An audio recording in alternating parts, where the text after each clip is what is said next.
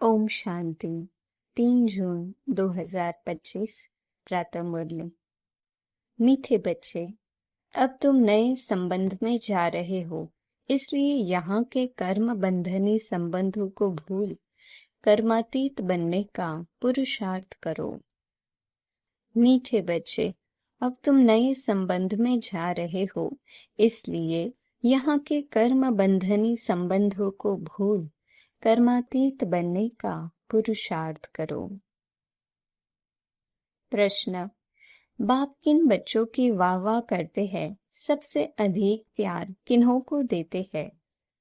बाप किन बच्चों की वाह वाह करते हैं? सबसे अधिक प्यार किन्हों को देते हैं? बाबा गरीब बच्चों की वाह वाह करते हैं। वाह गरीबी वाह, आराम से 2 रोटी खाना है, हबज यानी कि लालच नहीं। गरीब बच्चे बाप को प्यार से याद करते हैं। बाबा अनपढ़े बच्चों को देख खुश होते हैं, क्योंकि उन्हें पढ़ा हुआ भूलने की मेहनत नहीं करनी पड़ती है। ओम शांति। अब बाप को बच्चों के प्रति रोज रोज बोलने की दरकार नहीं रहती कि अपने को आत्मा समझो। आत्म अभिमानी भव अथवा देही अभिमानी भव, अक्षर है तो वही ना। बाप कहते हैं अपने को आत्मा समझो। आत्मा में ही 84 जन्मों का पाठ भरा हुआ है। एक शरीर लिया, पाठ बजाया, फिर शरीर खलास हो जाता है। आत्मा तो अविनाशी है। तुम बच्चों को यह ज्ञान अभी ही मिलता है और कोई को इन बातों का पता नहीं है। अब बाप कहते हैं कोशिश कर, जितना हो सके बाप को याद करो। धंधे धोरी में लग जाने से तो इतनी याद नहीं ठहरती। गृहस्थ व्यवहार में रहकर कमल फूल समान पवित्र बनना है। फिर जितना हो सके मुझे याद करो। ऐसे नहीं कि हमको निष्ठा में बैठना है। निष्ठा अक्षर भी रॉन्ग है, वास्तव में है ही याद। कहाँ भी बैठे हो बाप को याद करो। माया की तूफान तो बहुत आएंगी, कोई को क्या याद आएगा, कोई को क्या। तूफान आएंगे जरूर, फिर उस समय उनको मिटाना पड़ता है कि ना आए। यहाँ बैठे बैठे भी माया बहुत तंग करती रहेगी। यही तो युद्ध है। जितने हल्के होंगे उतने बंधन कम होंगे। पहले तो आत्मा निर्बंधन है। जब जन्म लेती तो माँ बाप में बुद्धि जाती है, फिर स्त्री को एडॉप्ट करते हैं। जो चीज सामने नहीं थी वह सामने आ जाती। फिर बच्चे पैदा होंगे तो उनकी याद बढ़ेगी। अब तुम सबको यह भूल जाना है, एक बाप को ही याद करना है। इसलिए ही बाप की महिमा है। तुम्हारा माता पिता आदि सब कुछ वही है, उनको ही याद करो। वह तुमको भविष्य के लिए सब कुछ नया देते हैं, नए संबंध में ले जाते हैं। संबंध तो वहां भी होगा ना। ऐसे तो नहीं कि कोई प्रलय हो जाती है। तुम एक शरीर छोड़ फिर दूसरा लेते हो। जो बहुत अच्छे अच्छे है वह जरूर ऊंच कुल में जन्म लेंगे। तुम पढ़ते ही हो भविष्य 21 जन्म के लिए। पढ़ाई पूरी हुई और प्रारब्ध शुरू होगी। स्कूल में पढ़कर ट्रांसफर होते हैं ना, तुम भी ट्रांसफर होने वाले हो। शांति धाम फिर सुख धाम में। इस छीछी दुनिया से छूट जाएंगे। इसका नाम ही है नर्क। सत्य को कहा जाता है स्वर्ग। यहाँ मनुष्य कितने घोर अंधियारे में है। धनवान जो है वह समझते हैं हमारे लिए यहाँ ही स्वर्ग है। स्वर्ग होता ही है नई दुनिया में। यह पुरानी दुनिया तो विनाश हो जानी है। जो कर्मातीत अवस्था वाले होंगे वह कोई धर्मराजपुरी में सजाए थोड़े ही भोगेंगे। स्वर्ग में तो सजा होगी ही नहीं। वहाँ गर्भ भी महल रहता है, कोई दुख की बात नहीं। यहाँ तो गर्भ जेल है, जो सजाए खाते रहते हैं। तुम कितना बार स्वर्गवासी बनते हो, यह याद करो तो भी सारा चक्र याद रहे। एक ही बात लाखों रुपए की है। यह भूल जाने से, देह अभिमान में आने से माया नुकसान करती है। यही मेहनत है। मेहनत बिगर ऊंच पद नहीं पा सकते। बाबा को कहते हैं बाबा हम अनपढ़े हैं, कुछ नहीं जानते। बाबा तो खुश होते हैं क्योंकि यहाँ तो पढ़ा हुआ सब भूलना है। यह तो थोड़े टाइम के लिए शरीर निर्वाह आदि के लिए पढ़ना है। जानते हो ना, ये सब खलास होने का है। जितना हो सके बाप को याद करना है और रोटी टुकड़ा खुशी से खाना है। वाह गरीबी इस समय की, आराम से रोटी टुकड़ खाना है। हबज यानी कि लालच नहीं। आजकल अनाज मिलता कहाँ है।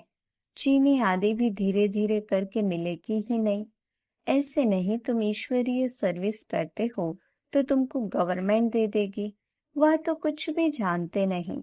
हाँ, बच्चों को कहा जाता है गवर्नमेंट को समझाओ कि हम सब मिलकर माँ बाप के पास जाते हैं। उन्हों को बच्चों के लिए टोली भेजनी होती है। यहाँ तो साफ कह देते कि है ही नहीं।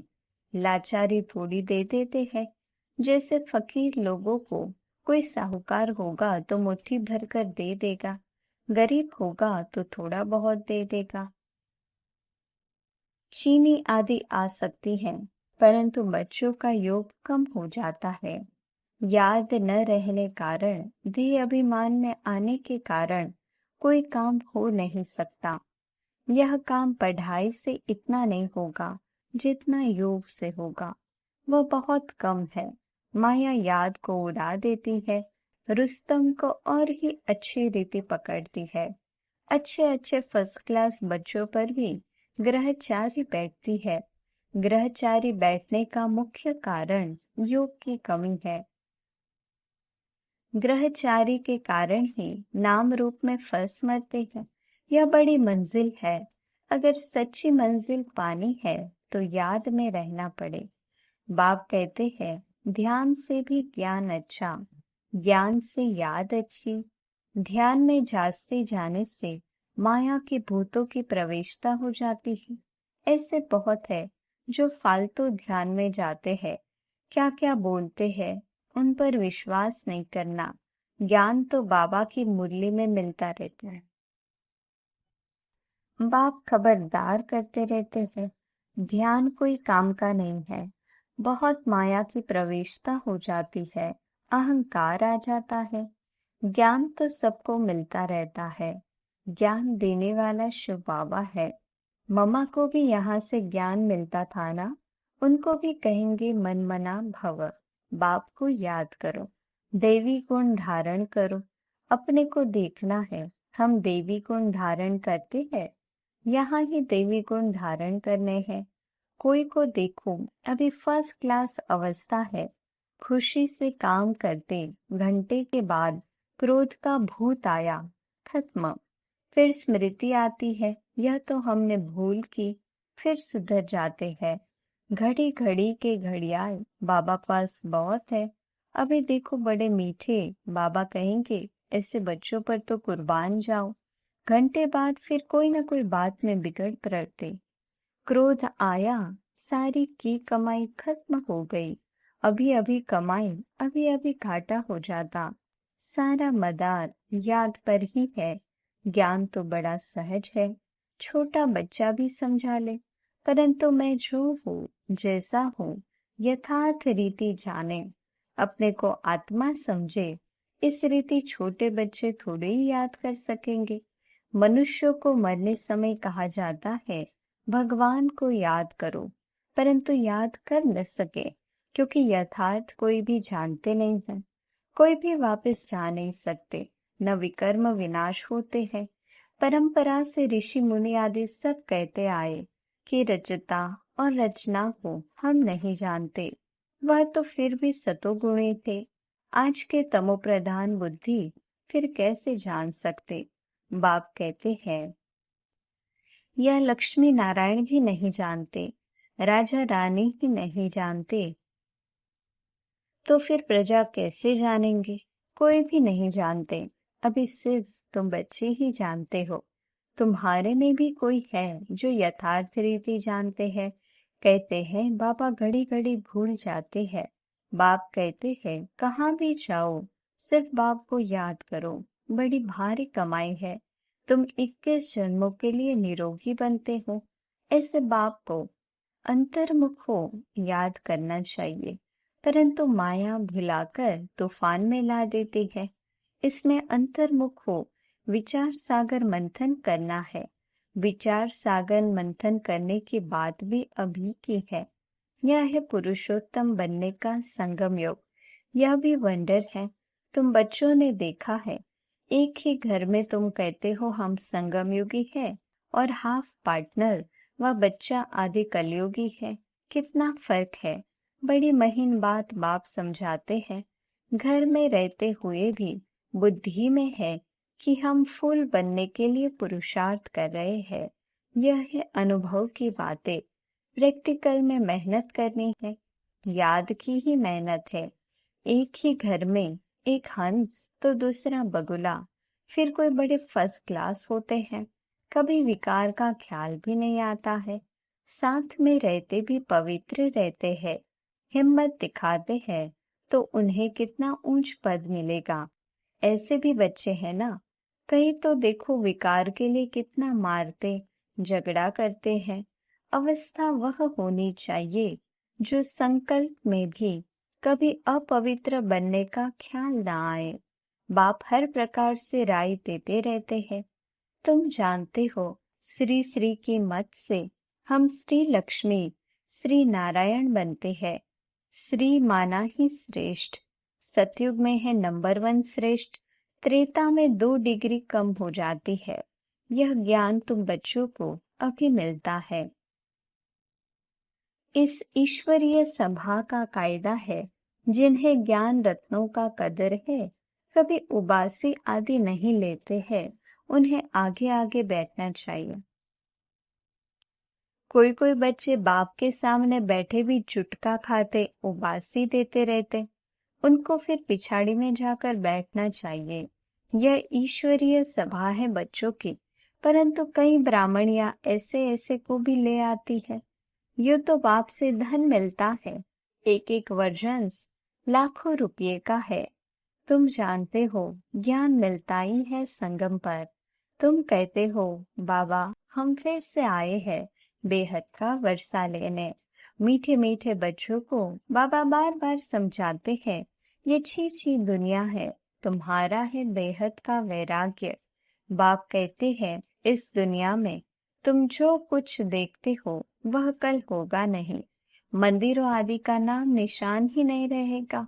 वहां स्वर्ग में उन्हों को पुरानी चीज देखने की दरकार नहीं। यहाँ तो पुरानी चीज का कितना मूल्य है। वास्तव में कोई चीज का मूल्य नहीं है सिवाय एक बाप के। बाप कहते हैं मैं ना आऊं तो तुम राजाई कैसे लो। जिनको मालूम है वही आकर बाप से वर्षा लेते हैं। इसलिए कोटों में कोई कहा जाता है। कोई भी बात में संशय नहीं आना चाहिए।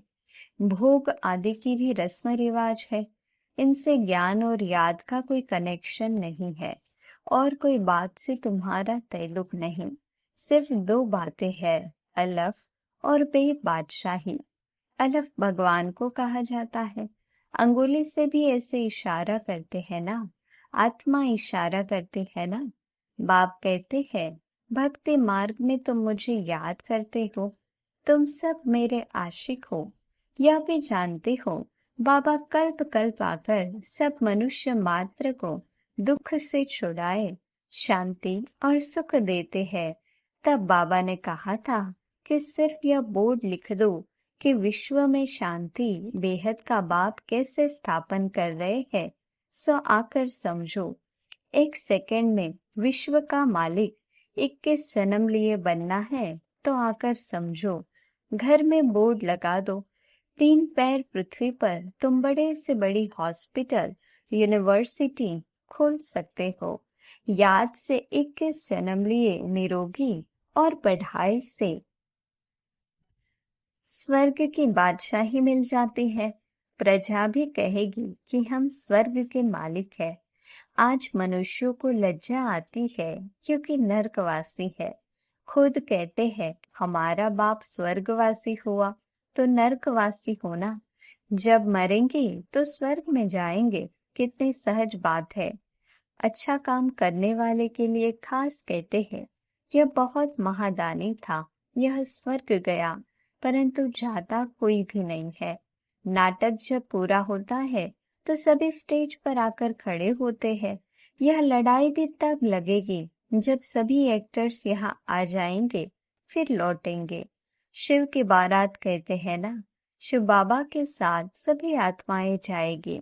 मूल बात, अभी 84 जन्म पूरे हुए, अब इस ज्योति को छोड़ना है। जैसे सर्प पुरानी खाल छोड़ नई लेते हैं, तुम नई खाल सतयुग में लेंगे। श्री कृष्ण कितना खूबसूरत है, कितनी उसमें कशिश है, फर्स्ट क्लास शरीर है, ऐसे हम लेंगे। कहते हैं ना, हम तो नारायण बनेंगे, यह तो सड़ी हुई छीछी खल है, यह हम छोड़कर जाएंगे नई दुनिया में। यह याद करते खुशी क्यों नहीं होती जब कहते हो हम नर से नारायण बनते हैं। इस सत्य नारायण की कथा को अच्छी रीति समझो। जो कहते हो वह करके दिखाओ। कहनी करनी एक चाहिए, धंधा आदि भी भल करो। बाप कहते हैं हाथों से काम करो, दिल बाप की याद में रहे।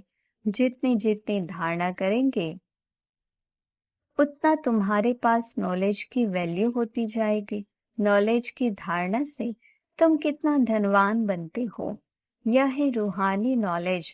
तुम आत्मा हो, आत्मा ही शरीर से बोलती है, आत्मा ही ज्ञान देती है, आत्मा ही धारण करती है। अच्छा, मीठे मीठे सिखिलते बच्चों प्रति माता पिता बाप दादा का याद प्यार और गुड मॉर्निंग। रूहानी बाप की रूहानी बच्चों को नमस्ते। हम रूहानी बच्चों की रूहानी बाप दादा को याद प्यार गुड मॉर्निंग और नमस्ते। धारणा के लिए मुख्य सार। पहली पॉइंट, इस पुरानी दुनिया की पुरानी चीजों को देखते हुए भी नहीं देखना है। नर से नारायण बनने के लिए कहनी करनी एक समान बनानी है। दूसरी पॉइंट, अविनाशी ज्ञान रत्नों का कदर रखना है। यह बहुत बड़ी कमाई है, इसमें उबासी या झुटका नहीं आना चाहिए। नाम रूप की ग्रहचारी से बचने के लिए याद में रहने का पुरुषार्थ करना है। वरदान, बाप की छत्र छाया के नीचे नाजुक परिस्थितियों में भी कमल पुष्प समान न्यारे और प्यारे भव। बाप की छत्र छाया के नीचे नाजुक परिस्थितियों में भी कमल पुष्प समान न्यारे और प्यारे भव। संगम युग पर जब बाप सेवाधारी बन करके आते हैं तो छत्र छाया के रूप में बच्चों की सदा सेवा करते हैं। याद करते ही सेकंड में साथ का अनुभव होता है। यह याद की छत्र छाया कैसी भी नाजुक परिस्थितियों में कमल पुष्प के समान न्यारा और प्यारा बना देती है। मेहनत नहीं लगती। बाप को सामने लाने से, स्वस्थिति में स्थित होने से कैसी भी परिस्थिति परिवर्तन हो जाती है। स्लोगन, बातों का पर्दा बीच में आने न दो तो बाप के साथ का अनुभव होता रहेगा। बातों का पर्दा बीच में आने न दो तो बाप के साथ का अनुभव होता रहेगा। अव्यक्त इशारे, आत्मिक स्थिति में रहने का अभ्यास करो। अंतर्मुखी बनो। किसी भी विघ्न से मुक्त होने की युक्ति है सेकंड में स्वयं का स्वरूप अर्थात आत्मिक ज्योति स्वरूप स्मृति में आ जाए और कर्म में निमित्त भाव का स्वरूप इस डबल लाइट स्वरूप में स्थित हो जाओ तो सेकंड में हाई जंप दे देंगे। कोई भी विघ्न आगे बढ़ने में रुकावट नहीं डालेगा। अच्छा, ओम शांति।